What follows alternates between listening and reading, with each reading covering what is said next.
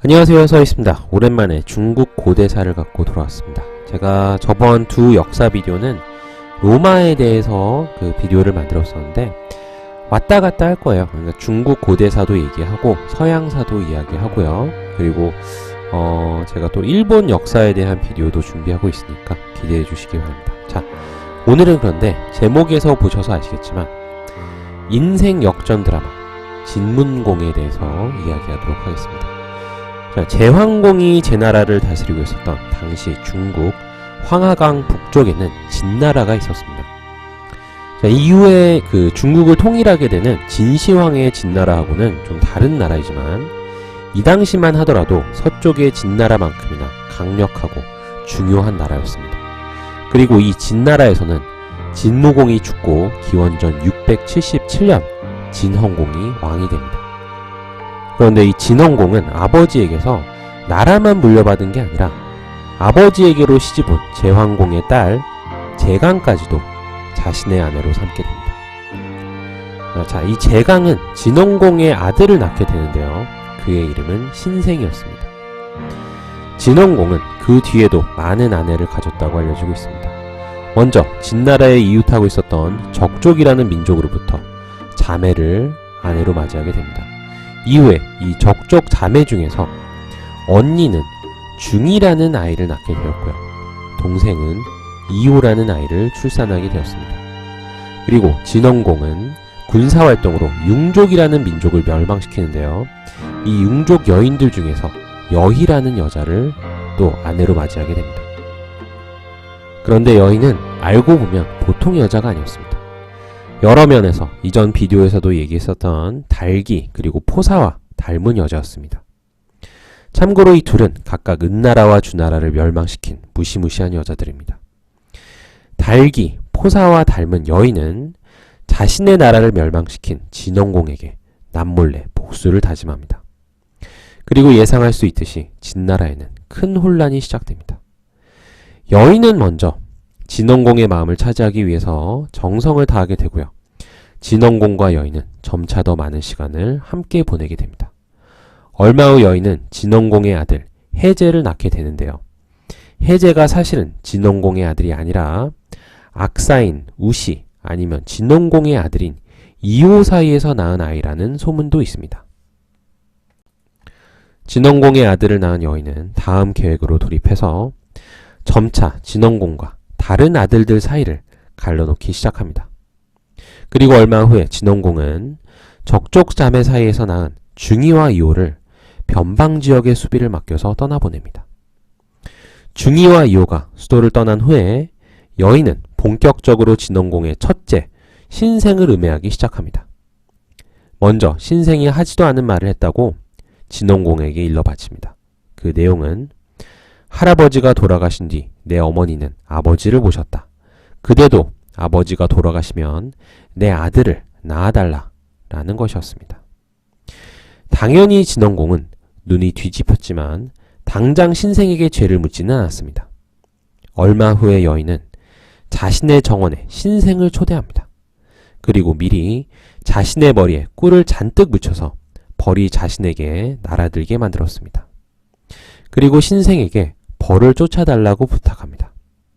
하지만 공교롭게 진헌공이 이 장면을 보고 있었고 안 그래도 아들에게 잔뜩 화가 나 있었던 진헌공의 눈에는 신생이 여의를 희롱하는 모습으로 비쳤습니다. 그리고 어머니에게 제사를 지낸 신생은 진헌공에게 제사 고기를 올리게 됩니다. 여인은 그런데 미리 그 고기에 맹독을 붓고요. 진헌공에게는 날이 더워서 고기가 상했을지도 모르니 개에게 먼저 먹이자고 말합니다. 그리고 당연히 고기 조각을 먹은 개는 고통스럽게 죽습니다. 이 모습을 본 진헌공은 결국 신생을 체포할 것을 명령합니다. 하지만 평소 마음이 여리고 착했던 신생은 스스로 자결하고 맙니다.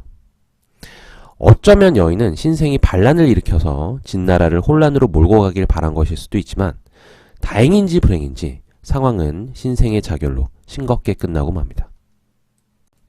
그러자 여의에게는 중이와 이호라는 또 다른 분쟁의 재료가 남아 있었습니다. 여인은 계속해서 진헌공에게 이번 독살 시도에 중이와 이호가 가담했다는 제보가 있다면서 이들 사이를 이간질시키게 됩니다. 진원공은 여의의 말을 믿고 이 둘을 수도로 호출합니다. 하지만 그냥 얌전히 수도로 잡혀 들어와서 죽어줄 만큼 중이와 이호는 바보가 아니었습니다. 동생 이호는 호출에 응하지 않았고요.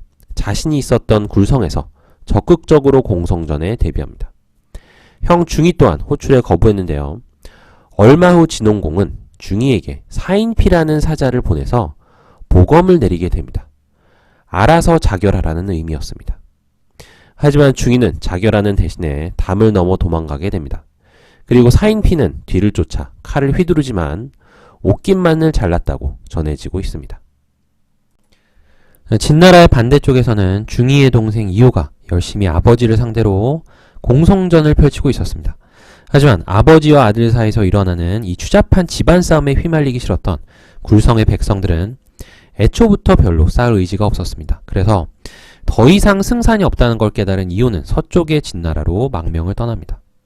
참고로 진원공과 중이 그리고 이호의 국가였던 진나라 그리고 이호가 망명을 떠난 서쪽의 진나라는 우리나라 말로는 같은 진나라지만 중국어 발음은 좀 다릅니다. 중이와 이호의 진나라는 찐이라고 발음되고요. 서쪽 진나라는 칭이라는 확연하게 다른 발음을 갖고 있습니다. 나중에 중국을 통일하는 나라는 이 찐 나라가 아니라 칭 나라였습니다.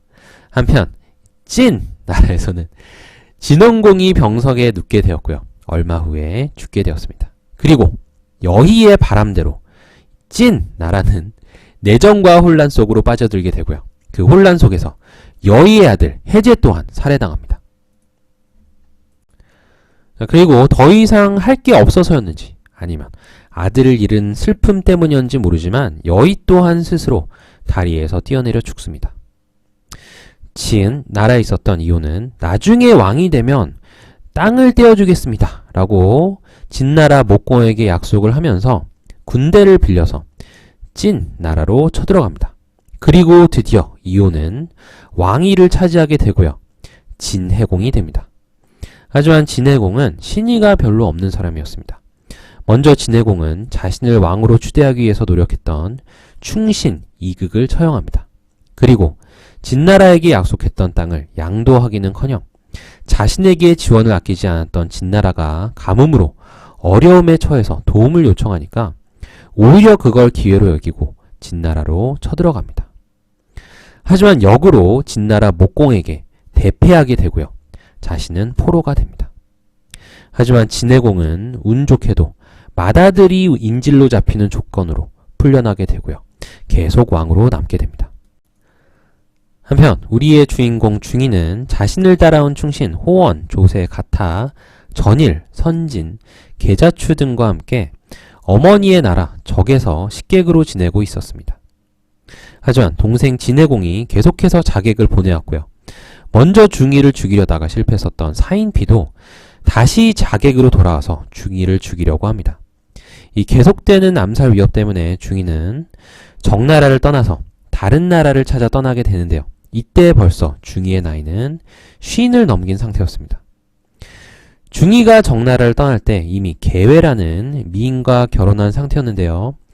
자기를 25년 기다리다가 자기가 돌아오지 않으면 재가를 허락한다 라고 말합니다.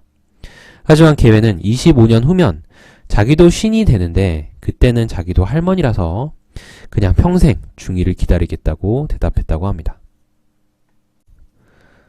제나라로 가던 중이 일행은 형편이 어려워서 말 그대로 거지 신세였습니다. 그래서 가끔 사람들에게 음식을 구걸할 때도 있었습니다. 어느 날 중이 일행은 오록이라는 지방을 여행하고 있었고요. 근처에서 농사를 짓고 있었던 농민들에게 자신들의 신분을 밝히고 음식을 달라고 합니다. 하지만 농민들은 중이 일행을 우습게 여겼고요. 밥그릇 안에다가 음식 대신에 흙을 넣어서 줍니다. 중이는 당연히 노발대발하면서 당장 농부들을 매질하겠다고 하지만 일행 중 한 명인 조세는 흙을 받는 것도 하늘이 내린 것이니 받으시라고 중이를 위로합니다.